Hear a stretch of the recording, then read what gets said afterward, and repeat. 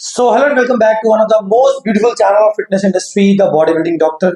मैं आपका अपना होस्ट दोस्त और कोच वरुण। लगातार वीडियो की सीरीज आ रही है। कुछ वीडियो को अच्छा प्यार मिल रहा है, कुछ को कम मिल रहा है। लोग जैसे जैसे बिजी हैं उस हिसाब से रिस्पॉन्स दे रहे हैं, लेकिन फिर भी कमेंट सेक्शन में आप लोग बहुत अच्छा कर रहे हो, बहुत अच्छे अच्छे क्वेश्चन पूछ रहे हो, जिससे मुझे भी पता लगता है कि क्या आज का जो हमारा वीडियो है that is not about steroids. Steroids की जैसा ही कुछ है। आप मेरे पीछे दो मॉलिक्यूलर स्ट्रक्चर बने देख रहे हो। नॉर्मली हम एक ही चीज को कवर करते हैं एक वीडियो के अंदर, लेकिन ये कुछ इंटरलिंक चीज है, तो इसमें हम दो सॉल्ट्स को कवर करेंगे। पहला जो हमारा सॉल्ट है, दिस इज योर टर्मिन। आप सबने सुना होगा इसके बारे में। And this is your amp. Video पे जाने से पहले डिस्क्लेमर दे रहा हूं, ये स्टेरॉइड से ज्यादा हार्मफुल है। इसके बारे में मैं ये नहीं बताऊंगा कि कौन सा यूज करना कौन सा नहीं करना। मैं ये बताऊंगा कि दोनों के क्या फीचर्स है, क्या नेगेटिव पॉइंट्स है, क्या पॉजिटिव पॉइंट्स है, तो ताकि आप खुद डिसाइड कर सको कि आप इसको यूज करना चाहते हो या नहीं करना चाहते हो। Number one. नंबर टू, वो लोग जो एम्प को ऑलरेडी यूज कर रहे हैं, टर्मिन को यूज कर रहे हैं, इस वीडियो को मत देखो, क्योंकि आप मेरी बात से सहमत नहीं होंगे कि ये नुकसान भी करते हैं।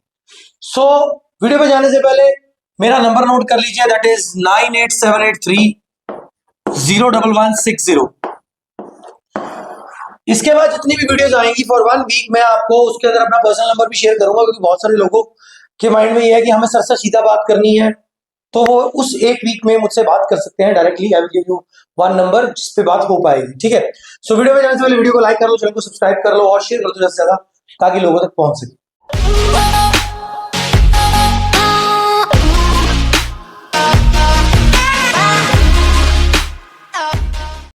सो welcome back to the video once again. ये हमारा जो मॉलिक्यूलर स्ट्रक्चर बना हुआ है, दिस इज टर्मिन, और ये हमारा हम एक एक करके दोनों को समझेंगे, इकट्ठे नहीं समझेंगे, ना ही कंपैरिजन देंगे, डायरेक्टली चीजों पे आते हैं। वीडियो ज्यादा लंबी नहीं खींचेंगे, क्योंकि मैं इससे पहले ये बात बता दूं, शुरू करने से पहले, ना मेरा आज तक कोई भी क्लाइंट है जिसको मैंने टर्मिन दिया है, ना कोई क्लाइंट है जिसको मैंने टर्मिन यूज करने को बोला है या एम्प यूज करने को बोला या एम्प सेल किया। There is no one, because मैंने ये दोनों खुद जरूर यूज किए हैं।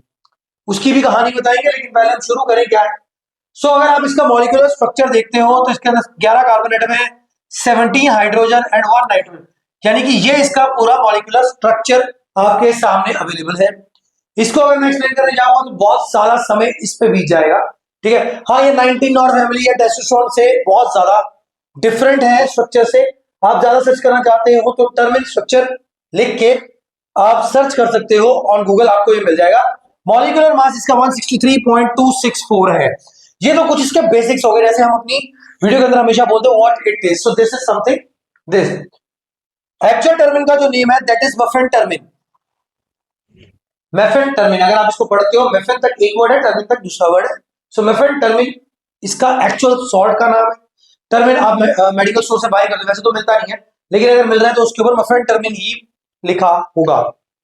दो तरह के टर्मिन आपने मार्केट में देखे हैं, जो लोग यूज करते हैं, जो लोग सेल करते हैं, जो लोगों को पता है। एक ग्रीन टर्मिन आता है, एक रेड टर्मिन आता है। रेड को नियॉन बोल दिया जाता है और ग्रीन को मफिन टर्मिन बोलते हैं, लेकिन दोनों में एग्जैक्टली सॉल्ट सेम है, पहली बात। दूसरी बात, बहुत से लोग जो खास करके जो कबड्डी वाले भाई हैं हमारे, वो रेड टर्मिन ही यूज करते हैं, ग्रीन नहीं करते, क्योंकि उनके दिमाग में ये चीज बिठा दी गई है कि रेड टर्मिन के रिजल्ट ज्यादा है। एक्चुअल में क्या है, रेड टर्मिन जनरली आपको अवेलेबल नहीं होता, मतलब जेन्युइन नहीं मिलता। ग्रीन टर्मिन, जो टर्मिन आप मेडिकल स्टोर की बजाय सप्लीमेंट डीलर से ले रहे हो, वो उसमें क्या है, there is no regulatory body. मैंने पहले भी बताया कि वो आप कभी रेगुलेटरी बॉडी कोई है ही नहीं, आप पता ही नहीं कर सकते। उसके अंदर कुछ भी हो सकता है, उसके अंदर कार्निटीन इंजेक्टेबल हो सकता है, एम्प हो सकता है, सस्ते एम्प हो सकते हैं, बहुत कुछ है, ठीक है। तो हम उस पर बात नहीं करेंगे। कहने का मतलब है दो तरह के टर्मिन, 3 तरह के एक्चुअली मिलते हैं, तीसरे पे भी आते हैं। 2 तरह के टर्मिन आपको मार्केट में मिलेंगे, एक रेड एक ग्रीन। लेकिन अगर हिमाचल वाली साइड से हो आप, तो आपको वहां पे व्हाइट टर्मिन भी मिलता है। अब लोग बोलेंगे डायरेक्टली जगह बोलेंगे, पर डायरेक्टली जगह का नाम नहीं दे रहा, लेकिन हिमाचल में व्हाइट टर्मिन अवेलेबल है। मेरे बहुत सारे क्लाइंट्स हैं जो मुझे मैसेज करते रहते हैं कि सर यहाँ पे ये मिल रहा है, ये मिल रहा है, but I don't recommend Termin to anybody. So तीनों का नाम एक ही है, दैट इज मफिन टर्मिन, ठीक है। टर्मिन एक्चुअली यूज क्यों होता है, देखो, हमारा जो टर्मिन है दैट वाज एक्चुअली इन्वेंटेड, वो बनाया गया था ताकि आपका जो ब्लड प्रेशर है उसको कंट्रोल किया जा सके, जो लोअर ब्लड प्रेशर जिनका है ना, उसको रेज किया जा सके, ठीक है। ये उनके लिए ये टर्मिन हमारा बना था। सबसे पहले ये एक एड्रेनलिन हार्मोन को रिलीज करता है। ये वो केमिकल मैसेंजर है जो आपके ब्लड वेसल्स, यानी कि जो ब्लड की वेसल्स है जिसकी वजह से ब्लड जा रहा है, उसको ये कंप्रेस करता है, जिस वजह से जो आपका हार्ट है वो ज्यादा प्रेशर से ब्लड को पंप करता है ताकि वो उस आर्टरी से निकल जाए। हमने अपनी बहुत सारी वीडियोस स्टेरॉइड के रिलेटेड जो बनाई है उसके अंदर ये बात बताई है कि कैसे वैसो डायलेशन की वजह से और वैसो कंस्ट्रिक्शन की वजह से आपकी वेन्स कम थिन या थिक हो जाती है। सेम कंसेप्ट इसका है, जब टर्मिन आप इंजेक्ट करते हो तो एड्रेनलिन रिलीज होता है, जो वो केमिकल मैसेंजर है जो कंपोनेंट्स को जो ब्लड वेसल्स को कंप्रेस करने में हेल्प करता है, जिससे आपका जो है बीपी जो ऑलरेडी डाउन है वो रेज होता है, क्योंकि हार्ट जो है वो ज्यादा काम कर रहा है, ज्यादा जोर लगा रहा है। सो एक्चुअल टर्मिन का ये मतलब है, it is not a pre workout, it is not something जो आपको पंप दे रहा है, ऐसा कुछ नहीं हो रहा है। मैं मेडिकल साइंस में आपसे बात कर रहा हूं कि जब किसी पर्सन का जो बीपी है ज्यादा ड्रॉप कर जाता है, तो ऑब्वियसली बीपी ड्रॉप करने का क्या सीन है, बहुत सारे सीन्स हो जाते हैं, किसी भी रीजन से हो जाता है, तो उस टाइम पे इंजेक्ट किया जाता है, इंजेक्ट टर्मिन किया जाता है बहुत सारे केसेस में। आई एम नॉट सेइंग कि टर्मिन ही इंजेक्ट होता है, बहुत सारी चीजें जो इंजेक्ट हो सकती हैं, बहुत सारे वेज हैं जिससे बीपी को नॉर्मल किया जा सकता है, लेकिन Termin is also one of that way. ठीक है, तो टर्मिन को जब टर्मिन जब बॉडी के अंदर जाता है तो एड्रेनलिन को रिलीज कराता है, जो हमारी ब्लड वेसल्स को थिन कर देती है, यानी कि कंप्रेस कर देती है।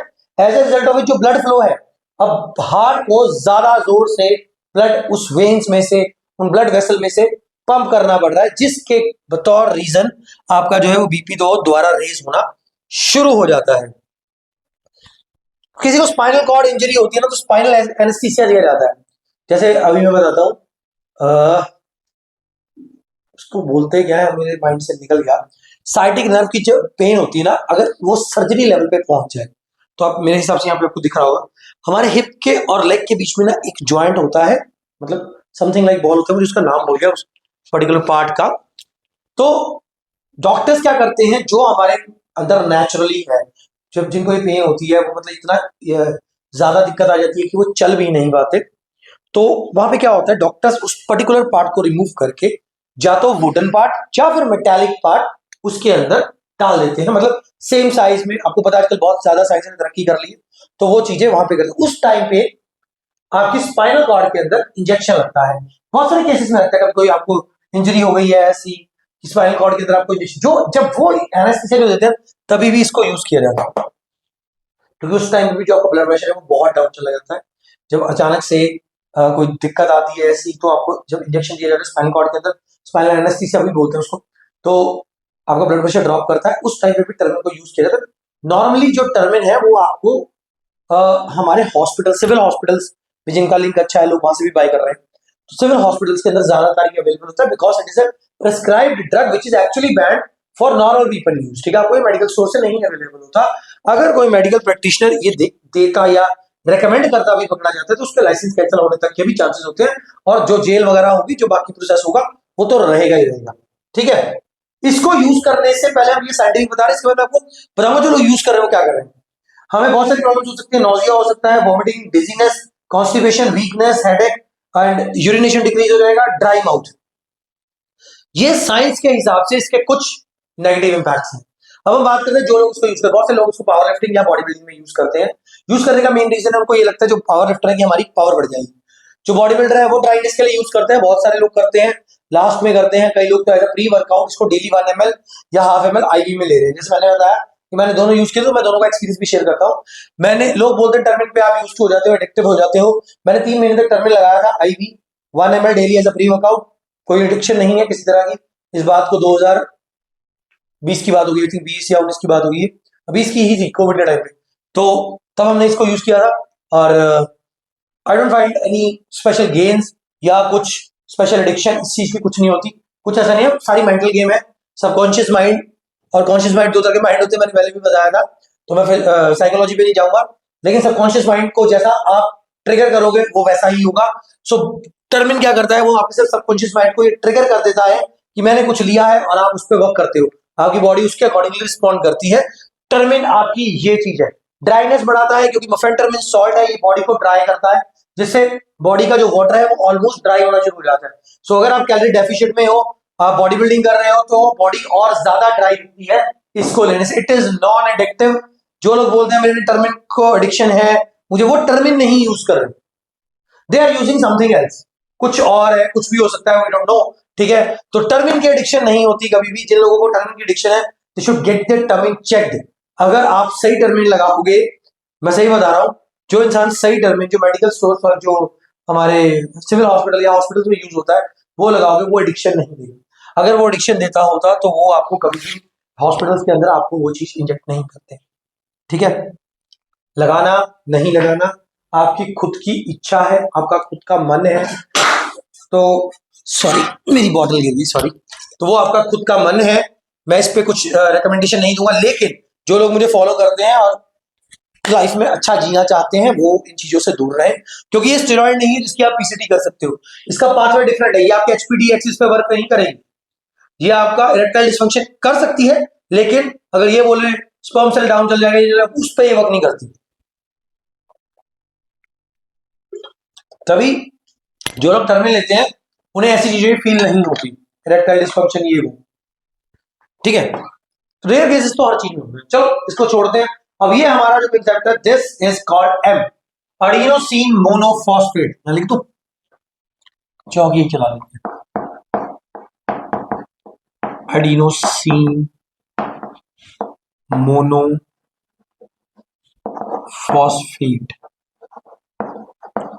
देखो भाई, मोस्ट प्रोबेबली मेरे फॉलोअर्स पढ़े लिखे ही हैं, कोई बेवकूफ के फॉलोअर तो मेरे हिसाब से हुआ नहीं जो पढ़ा लिखा नहीं है। तो इतनी साइंस सबने पढ़ी है, केमिस्ट्री सबने पढ़ी है कि मोनो का मतलब एक होता है, डाई का मतलब 2 होता है, और ट्राई का मतलब 3 होता है। ये तीनों चीजें हम इसमें पढ़ेंगे, इसलिए मैंने दोबारा रिपीट करे, किसी मेरे भाई बहन को नहीं पता। तो मोनो का मतलब 1 होता है, डाई का मतलब 2 होता है, और ट्राई का मतलब 3 होता है। राइट, मेरे से ज्यादा पता होगा यार आपको, मैं क्लियर बोलता हूँ हर वीडियो के अंदर, मेरे से ज्यादा। सो ये देखो, ये हमारा इसका मॉलिक्यूलर स्ट्रक्चर है। मॉलिक्यूलर वेट इसका है 347.22। ठीक है, और अगर आप इसका फॉर्मूला इस वे में देखो, C10H14N5O7 and this one is your P। ठीक है, कहने का मतलब क्या है, मोनोफॉस्फेट, फॉस्फेट का एक मॉलिक्यूल यहां पे लगा हुआ। This is your amp. जिस एम्प से लोग डरते हैं, डराते हैं, लोगों को बोलते हैं इससे ये हो गया वो हो गया, वो ये एक मॉलिक्यूल है। अब आप लोग सोच रहे होगा कि यार ये इतना ज्यादा मॉलिक्यूल है, ये क्या कर देगा बॉडी के अंदर, उस पर भी हम बात करते हैं कि ये क्या करेगा। एक चीज आप ध्यान में रखो, एम्प 2 तरह का आ रहा है। एक एम्प नॉर्मल एडिनोसिन मोनोफॉस्फेट है, दूसरा हमारा साइक्लिक एम्प भी आता है। ठीक है, उसके बारे में हम बात नहीं करेंगे, आप गूगल कर लो अगर आपने करना है, क्योंकि साइक्लिक एम्प कोई मोस्टली नहीं लगाता है। लेकिन अगर कोई भाई बंधु लगा रहा है या लगाना चाह रहा है तो उसके बारे में आप गूगल कर लो, हमसे हमारा कोई दूर दूर तक वास्ता नहीं, वास्ता तो इससे भी नहीं है। तो इस पे मैंने क्या एक्सपीरियंस किया था अभी मैं आपको बताऊंगा, लेकिन उससे पहले हम बात करते हैं एम्प से भी पहले।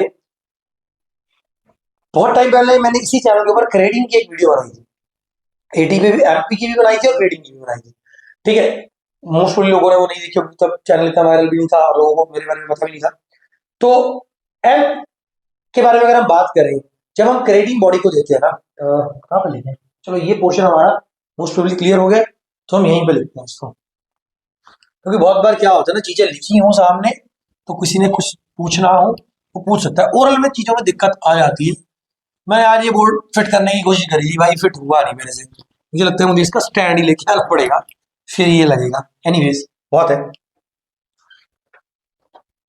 तो जब बहुत से लोग, आई थिंक 95-96% लोग जो है वो क्रेटिन को यूज करते हैं, चाहे आप गेनिंग कर रहे हो चाहे आप लीनिंग कर रहे हो, आपका कोच अच्छा हो तो वो आपको सही गाइड कर सकता है। जब क्रेटिन बॉडी के अंदर जाता है ना तो वो क्रेटिन फॉस्फेट बनाता है। Right, creatine phosphate. हमारी बॉडी के अंदर एनर्जी होती है, सॉरी, जिसको हम एटीपी बोलते हैं, जिसका पूरा नाम होता है एडिनोसिन ट्राइफॉस्फेट।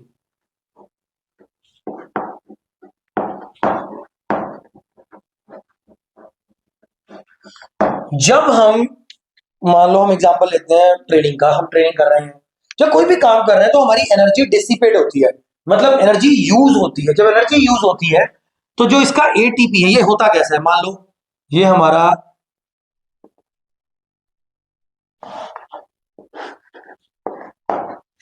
हमारे 3 फॉस्फेट जो है, 3 फॉस्फेट मॉलिक्यूल इसमें लगे हुए हैं, एडिनोसिन के साथ। ठीक है, तो अब हो क्या है, हमने ट्रेनिंग शुरू करी, कुछ देर बाद हम फटीग फील करते हैं, थक जाते हैं, तो हमारा जो ये एक फॉस्फेट का मॉलिक्यूल है ये वहां से टूट जाता है और टूट के अलग हो जाता है। ठीक है, अब हमने क्रेटिन यूज कर रहे हैं, तो क्रेटिन का एक मॉलिक्यूल जो क्रेटिन फॉस्फेट में चेंज होके इसके साथ मिल जाता है और ये बनाता है दोबारा एडिनोसिन ट्राइफॉस्फेट।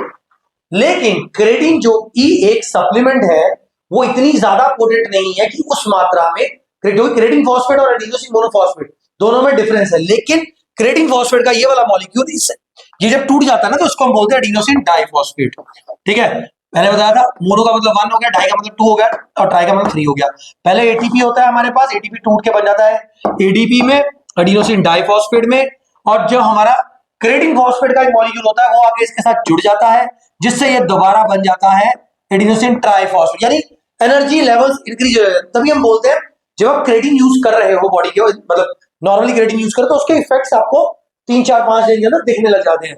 स्लो होता है, ऑब्वियसली सप्लीमेंट है तो दिक्कतें भी आती हैं, मतलब दिक्कतें इन द सेंस उस लेवल पे काम नहीं करता जिस लेवल पे इंजेक्टेबल करता है, और इंजेक्टेबल क्रेटिन नहीं आती, जबकि टैबलेट फॉर्म में क्रेटिन मार्केट में अवेलेबल है। इंडिया में कम देखने को मिलेगी लेकिन आउट ऑफ इंडिया आपको मिल जाएगी देखने को। ठीक है, तो ये हमारा क्रेटिन फॉस्फेट था। जो हम एम्प की बात कर रहे हैं ये है हमारा एडिनोसिन मोनोफॉस्फेट। कहने का मतलब कि फॉस्फेट का एक आयन, एक मॉलिक्यूल कह लो, आयन कह लो, जो यहां से टूट गया है अब यहां पे नहीं है हमारे पास सिर्फ 2 है, और तीसरा प्लेस हमारा खाली है। ठीक है, तो यहां पे क्या है, जब हम एम्प दे रहे हैं बॉडी को तो एम्प का वो जो हमारा मॉलिक्यूल है वो जाके इस एडीपी से मिल रहा है और हमें बाय प्रोडक्ट दे रहा है ATP, which means energy, right. तो एनर्जी दे रहा है, तभी हम बोलते हैं जो लोग एम्प यूज करते हैं वो बहुत ज्यादा एनर्जी फील करते हैं, लो नहीं फील करते जब एम्प का असर उनकी बॉडी के अंदर होता है। ठीक है, एम्प की हाफ लाइफ पे अगर हम बात कर लें, टर्मिनल की कोई हाफ लाइफ मेरे हिसाब से मैंने कहीं नहीं पढ़ी अभी तक, क्योंकि वो उस लेवल पे हिट ही नहीं करता, तो आई डोंट थिंक होगी भी यार, मुझे नहीं पता, लेकिन होगी तो जरूर, लेकिन मुझे नहीं पता। अगर हम एम्प की हाफ लाइफ की बात करें तो समवेयर बिटवीन आप लगा लो 20 to 24 आवर्स होती है। आज मेरे किसी भाई ने मैसेज किया था कि हाफ लाइफ का मतलब होता है हाफ डोज बॉडी तब तक यूज करती है, ऐसा नहीं होता। हाफ लाइफ का मतलब होता है वो टाइम जब आपकी बॉडी से वो मोस्ट प्रोबेबली निकल जाता है, यानी कि रेजिड्यू रह जाता है, सिंपल लैंग्वेज बोले लास्ट चीजें रह जाती है, वैसे वो निकल जाता है। यार एक तो इसमें से पानी निकलता रहता है बोतल से। तो